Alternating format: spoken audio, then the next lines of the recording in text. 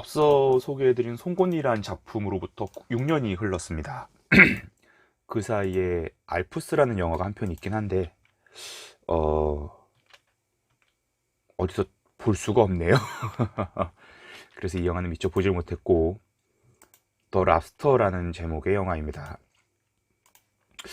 송곳니에 비하면 출연진들이 굉장히 화려합니다.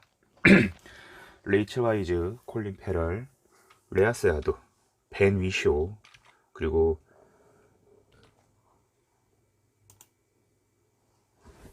존 씨 라일리까지. 사실 뭐 이 영화는 거의 뭐 메인스트림 영화죠.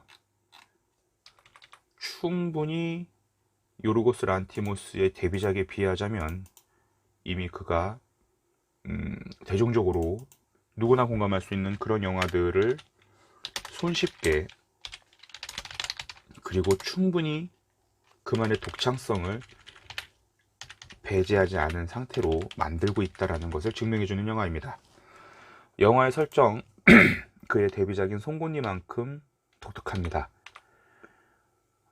반드시 커플로만 살아야 해요. 이성이든 동성이든 커플로 살지 않으면 잡혀가기도 하고요.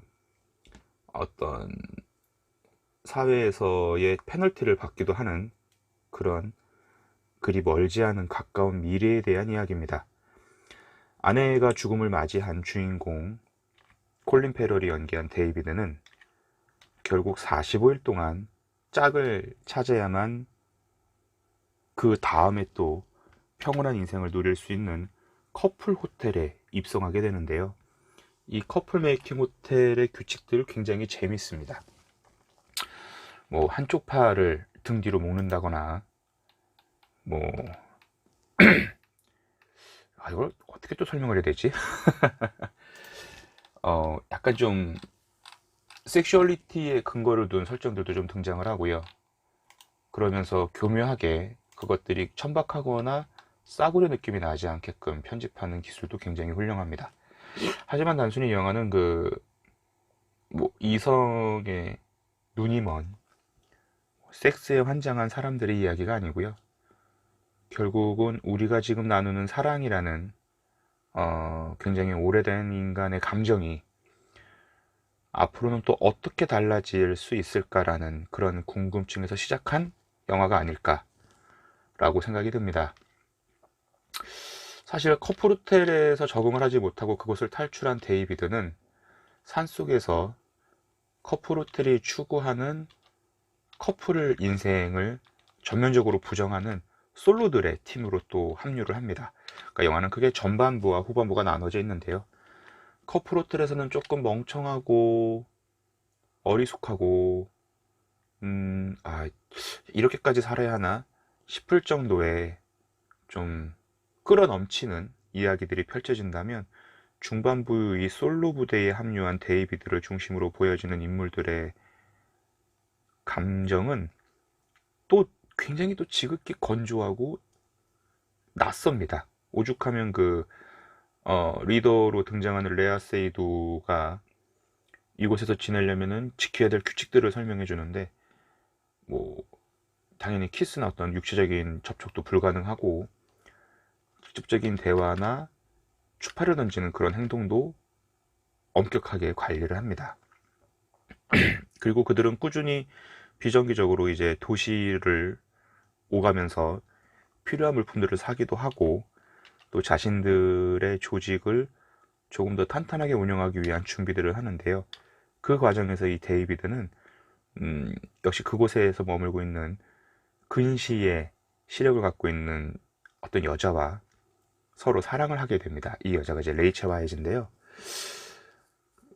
쉽지가 않죠. 사실 그들이 여기서 사랑을 한다는 건 하루아침에 그곳으로부터 추방을 당하고 스스로 무덤을 팔 정도의 생명의 위협까지 느끼는 결과를 얻게 되는데요. 영화는 결국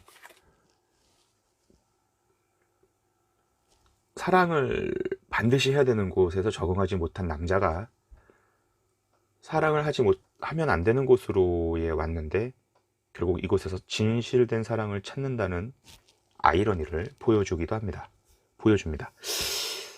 그런데 사실은 또 그가 머물고 있는 환경에서의 사랑을 보는 시각이 전혀 다르잖아요.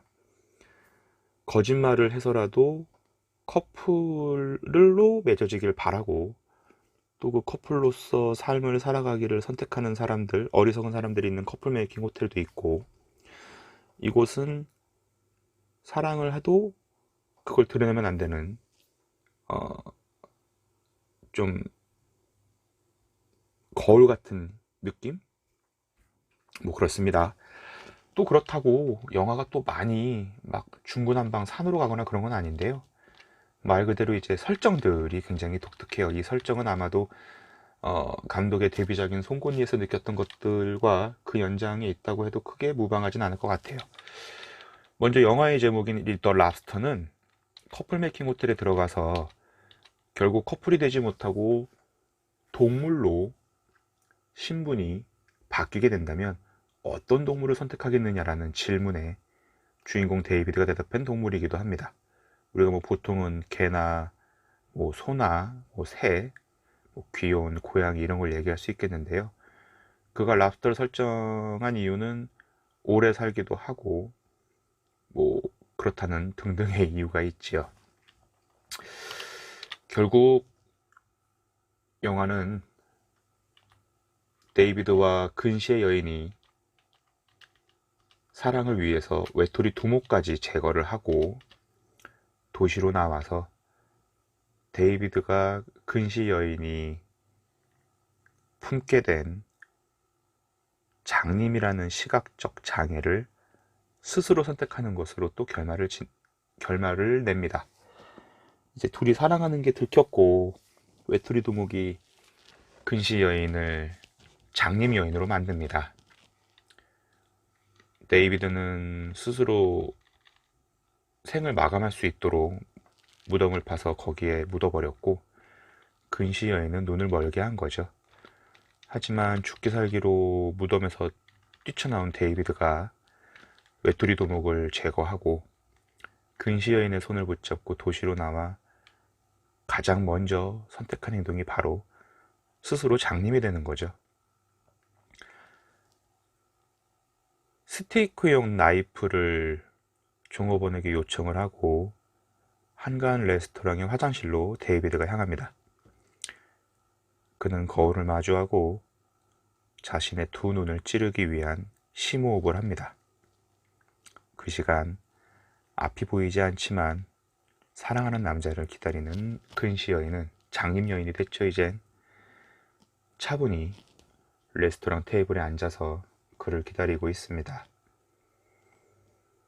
영화 전반을 수놓는 잔잔한 재즈풍의 음악들, 그리고 커플 메이킹 호텔과 산속에서 벌어지는 예리하고 날카로운 감정선이 깃들 때 들을 수 있는 날카로운 현악기의 솔로 연주.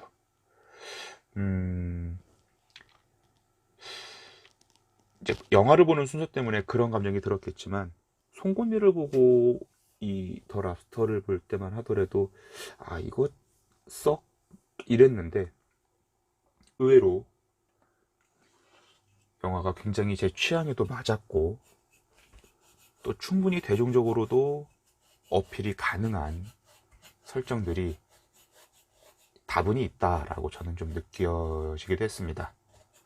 무엇보다 영화음악이 굉장히 좋았고요.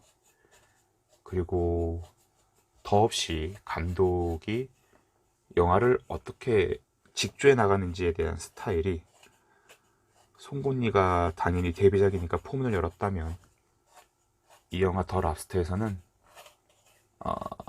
낙관을 찍듯이 감독의 스타일링이 명확하게 드러납니다. 반드시 사랑을 해야만 한다, 혹은 굳이 사랑하지 않아도 된다 라는 그 이분법적인 논리가 영화의 전반부와 후반부에 보기 좋게 대비가 되고 있고요.